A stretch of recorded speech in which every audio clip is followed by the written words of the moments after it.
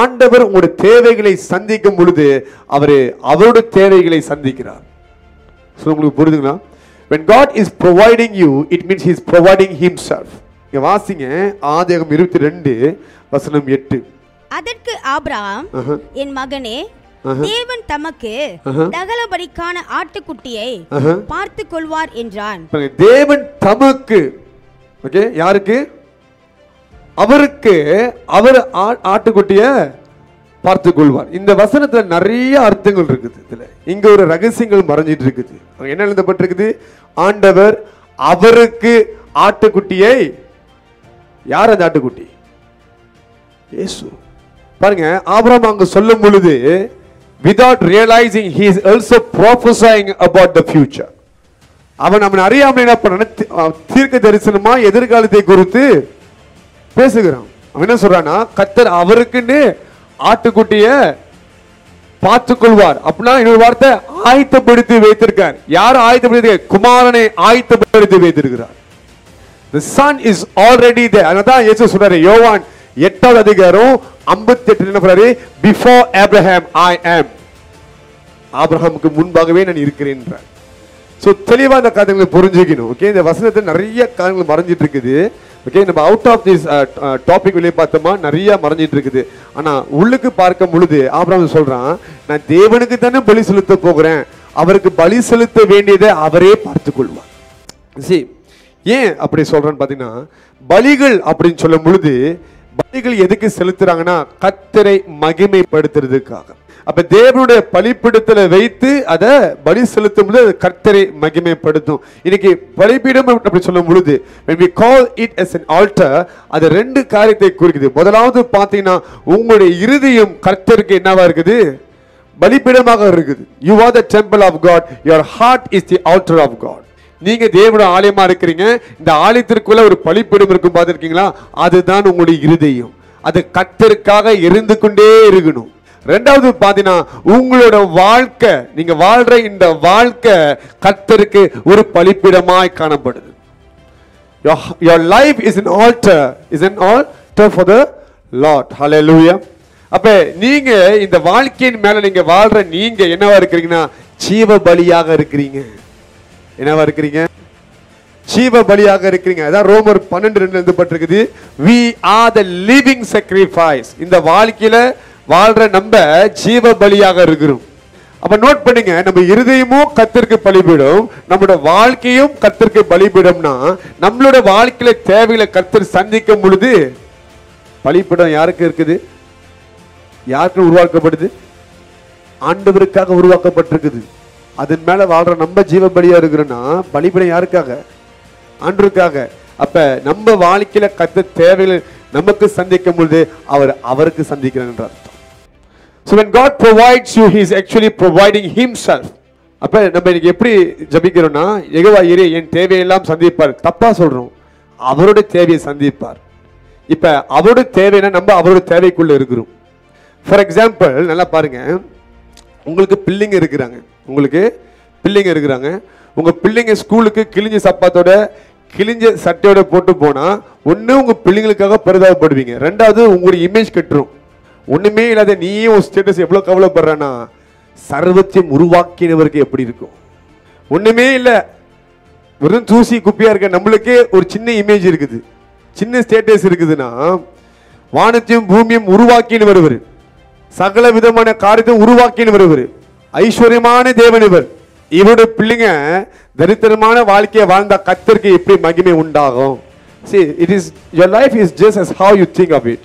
உங்க வாழ்க்கை எப்படி அமைக்கப்படும், நீங்க எப்படி யோசிக்கிறீங்களோ அப்படிதான் அமைக்கப்படும்.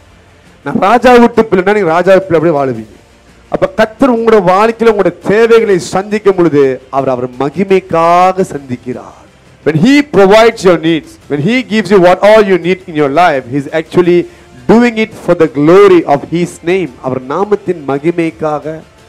இப்போ உங்க பிள்ளைங்க ஸ்கூலுக்கு போறாங்க, துணிமணிலாம் சரியில்லை, சட்டெல்லாம் கிழிஞ்சிருக்கு, என்ன பண்ணுவீங்க? உடனே தேவையான போய் வாங்கிட்டு வந்து கொடுத்து புது சட்டையை போட்டு அனுப்பிவிடுவீங்க. அது உங்களுக்கு ரொம்ப சந்தோஷம் இருக்கும், என் பிள்ளை பத்தியா புது ஷூ போட்டு போகுது, புது சட்டையை போட்டு போகுதுன்ட்டு. ஏன்னா யாருமே உங்க பிள்ளைய வந்து இலக்கரமா பாத்திர மாட்டாங்க அப்படின்னு சொல்லி. நம்முடைய தேவன், நம்முடைய பிதா அப்படித்தான் யோசிக்கிறார். அதனால நம்முடைய தேவைகளை அவர் சந்திக்கிறார். This is what you should truly understand. Hallelujah.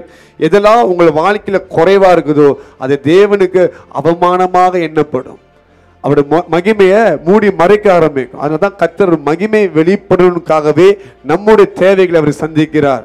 காட்டில் இருக்கிற மிருகங்களுக்கு கூட அவர் தேவைகளை சந்திக்கிறார். ஏன்னா அவர் உருவாக்கி இருக்கிறார். அவர் உருவாக்கின எல்லா கிரியேஷனுக்கும் குறைகள் இருக்கக்கூடிய இருந்துச்சுன்னா அவருக்கு மகிமை இல்லாமல் போயிடும். இப்ப மனுஷன் மிருகத்தை பார்க்க இன்னும் மேலாக இருக்க, ஏன்னா அவன் தேவனு சாயல் இருக்கிறான். ஹல்லேலூயா. நீங்க பைபிள்ல பாருங்க, பல தடவை ஆண்டவர் கோபத்துல வந்து இஸ்ரேல் ஜனங்களை வந்து அழிக்கணும்னு நினைக்கும் பொழுது மோசே இப்படியாக ஜெபம் பண்ணுவான். ஆண்டவர் கொஞ்சம் யோசிச்சு பாருங்க, இஜிப்துல என்ன பேசிக்குவாங்க, உலகம் என்ன பேசும், நீங்க அவ்வளவு தூரம் கொண்டு வந்திருக்கீங்களா, உங்க நாம தூஷணப்படாதா, கர்த்தர் பாதியோடு கைவிட்டன்னு சொல்ல மாட்டாங்களா? உடனே ஆண்டவர் மனசு மாறுவார். ஏன்னா அவர் மகிமை அங்க அடிப்படுது. அப்ப கர்த்தர் நம்முடைய தேவைகளை சந்திக்கும் பொழுது, நம்ம வாழ்க்கையில சில காரியத்தை கொண்டு வரும் பொழுது அது அவருடைய மகிமைக்காகவே செய்கிறார். இதை நீங்க தெளிவா புரிஞ்சுக்கிட்டீங்கன்னா கவலைப்படவே மாட்டீங்க. என்ன பண்ண மாட்டீங்க? கவலைப்படவே மாட்டீங்க. Because you know his concern is about his glory. The whole Bible teaches to glorify God. நீ வாசிச்சு பார்த்தீங்கன்னா எல்லா இடங்களிலும் கர்த்தர் நாமம் மகிமைப்படணுமா. அப்ப ஆண்டவர் அவரோட மகிமை ரொம்ப கான்சர்னா இருக்கிறார். அதான் பாருங்க, பார்வோன் எது நிற்கிறாரு, யாருக்காக? அவர் நாமத்தின் மகிமைக்காக. தாவீது சொல்றாரு, நான் வந்து உன்கிட்ட பொய் சொல்ல மாட்டேன், என் நாமத்தினாலே நான் உனக்கு வாக்கு தத்தம் பண்ணியிருக்கிறேன், உடன்படிக்கை பண்ணியிருக்கிறேன். He keeps his word because that brings glory to his name. கர்த்தருக்கு நீங்க ஒரு கிரீடமாக, ராஜ கிரீடமாக இருக்கிறீங்க. என்னவா இருக்கிறீங்க? ராஜ கிரீடமாக இருக்கிறீங்களா? ஹல்லேலூயா. இப்ப ஒரு கிரீடம் அந்த ராஜாவோட தலையில வைக்கிறதுக்கு முன்பாக அந்த கிரீடத்தை நல்லா அலங்காரம் பண்ணி ஆகணும். அங்க எத்தனை டைமண்ட் வைக்கணுமோ அத்தனை டைமண்ட் வச்சு ஆகணும்.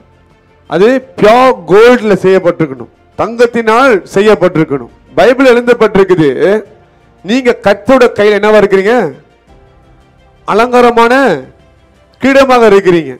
சும்மா மிதிக்கப்பட்டது, குறை உள்ளது, தேஞ்சி போனது, ஷைன் அடிக்கிறது சொன்ன போயிட்டு ஆண்டவர் தலையில் வைப்பாரா? வைக்க மாட்டாரு. அதை எல்லாத்தையும் அலங்காரம் பண்ணி அதை அழகா மாத்தி அப்புறம் தான் தலைக்கு மேல வைப்பார். அந்த ராஜா தலைக்கு மேல அந்த கிரீடம் எப்படி இருக்கும்? அது பொறுமையை நடுப்பார். I am the king. Hallelujah. Means you are the glory of God. கர்த்தர் உங்களால் தான் மகிமைப்படுகிறார். நம்ம அவருக்கு ஒரு அடையாளமாக மாறுகிறோம். கர்த்தருடைய பிள்ளைங்க நம்ம அவருக்கு ஒரு மனுஷன் தலையில ஒரு கிரவுன் இருந்தா நம்மளுக்கு தெரியும், he must be the king. அப்ப நம்மளுக்கு நம்ம தான் அவருக்கு என்ன இருக்கும்? மகிமையாக மாறுகிற இடத்துல. ஹல்லேலூயா. இப்ப நம்ம அவர் கையில ஒரு கிரவுன் இருக்கணும்னா நம்முடைய தேவைகளை சந்திப்பாரா சந்திக்க மாட்டாரா? சந்திப்பார். ஹல்லேலூயா. அதான் முதலாவது நம்ம யாருன்னு நம்மளுக்கு தெரியணும். நம்ம யாருன்னு நம்மளுக்கு தெரிஞ்சுன்னா கவலைக்கும் பயக்கும் இடமே கிடையாது. சரி, நம்மளுக்கு இது புரியாத பசி தான் நம்ம என்ன பண்றோம்னா அநேக காரியங்களை குறித்து இது இன்னும் வரல, அது இன்னும் வரல, இது சரியாகலன்னு சொல்லி நம்ம கவலைப்பட்டுக்கிட்டே இருக்கிறோம். இது குறைவாக இருக்குது, அது குறைவாக இருக்குதுன்னு சொல்லி அநேக இடங்கள் நமக்கு புலம்பிக்கிட்டு இருக்கிறோம். இது நடக்கல, அது நடக்கல. ஏன் தெரியுமா? நம்மளுக்கு தெரியல நம்ம என்னவா இருக்குன்னு தெரியல. If you understand that God will provide for himself, அவர் அவருடைய தேவைகளை சந்திப்பார் அப்படின்னு தெரிஞ்சிச்சுன்னா நீங்க கவலைப்பட அவசியமே கிடையாது. ஹல்லேலூயா. ஹல்லேலூயா. நான் ஒரு எக்ஸாம்பிள் தரேன். உங்க தலைமுடிக்கு வாய் இருந்தால் அது கவலைப்படவே படாது. ஏன்னா அதுக்கு தெரியும் அது சொல்லுதோ இல்லையோ, நீங்க கரெக்டாக தலையை ஸ்பைக் பண்ணி ஸ்ப்ரே பண்ணி அதை கரெக்டாக வச்சிருப்பீங்கன்னு சொல்லி. The same thing with us. If you know that you are as the crown of glory for God, you don't have to worry about yourself. உங்களை எப்பவுமே ஷைன் பண்ணி வச்சுக்கிட்டே இருப்பார். பல பேரும் தொடச்சி வச்சிருப்பார். அவர் சகலித்து பார்த்து கொள்வார். ஹல்லேலூயா. அன்னைக்கு ஈசாக்கு நினைக்கிற அவனுக்கு தெரியல, அப்பா பாட்டுக்கு மலை ஏற வச்சுட்டாரு, இப்ப ஆடை விட்டுட்டோன்னு சொல்லிட்டு திருப்பி இறங்க வச்சிட போறாரு. அவன் கான்சன்ட் பண்றான். நினைக்கிறான்னா மெனக்கிட்டு, ஏன்னா விறக வந்து அவன் தான் கட்டி எடுத்துட்டு போயிட்டு இருக்க மேல. அவன் என்ன பண்றான்? அவன் தான் அந்த விறக வந்து அவன் முதுகுல கட்டி எடுத்து போயிட்டு இருக்கிறான். இந்த பைபிள்ல பார்க்கிறோம், இயேசு சிலுவையை அந்த மலைக்கு மேல அவர் சுமந்து போகிறார். ஹல்லேலூயா. ஸோ அங்கே ஒரு ப்ராஃபட்டிக் திங் மறைஞ்சிட்டு இருக்குது. இப்போ விறகு அவன் எடுத்துட்டு போயிட்டு இருக்கான், மேலே கஷ்டப்பட்டு சுமந்து போயிட்டு இருக்கான். போய்கிட்டு இருக்க வேலையை அவன் யோசிக்கிறான், இவ்வளோ கஷ்டப்பட்டு மேலே வந்துட்டு திருப்பி இறங்கி ஏறணும்னா அது சாதாரண விஷயம் இல்லை. ஹல்லேலூயா. ஹல்லேலூயா. அவன் அதெல்லாம் பார்க்காம எனக்கு அவங்க அப்பா வந்து கேட்குறேன், அப்பா எல்லாமே இருக்குது ஆனா ஆடு இங்கப்பா, ஆடை மறந்துட்டீங்க பார்த்தீங்களா அப்படின்றான். ஒரு கவலை. ஹல்லேலூயா.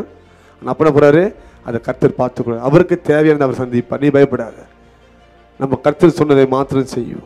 நீங்க ஒன்று புரிஞ்சுக்கணும், மனுஷன் மறக்கலாம், கர்த்தர் மறக்கிற தேவன் இல்லை.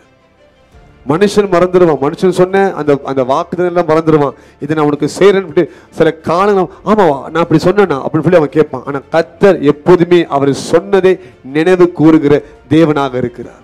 அவர் என்னத்தை வாக்கு தத்தம் பண்ணினாரோ அதை செய்ய அவரே நினைவாக இருக்கிறார். இன்னொரு காரியம் புரிஞ்சுக்கணும், கர்த்தர் அவருக்குன்னு சந்திக்கிறதுல நம்பர் 1 இருப்பார். அப்ப நீங்களும் அவரும் ஒன்றாக இருக்கிறீங்க. we are one with God. Hallelujah. அப்ப நம்மளுடைய தேவையை சந்திக்கும் போது கர்த்தர் அது அவருக்கு நின்று செய்கிறார். சோ விசுவாசிங்க, எப்படி இருந்தாலும் எவ்வளவு நெகட்டிவா இருந்தாலும் எப்படியாவது கர்த்தர் உங்களுடைய தேவைகளை சந்தித்து முடிப்பார். அது என்னவா இருந்தாலும், அது ஸ்பிரிச்சுவலா இருக்கட்டும், பிசிக்கலா இருக்கட்டும், இல்ல உங்க வாழ்க்கையில் இருக்க முக்கியமான காரியமா இருக்கட்டும், அது எல்லாம் உங்களை வந்து சேரும். ஹல்லேலூயா.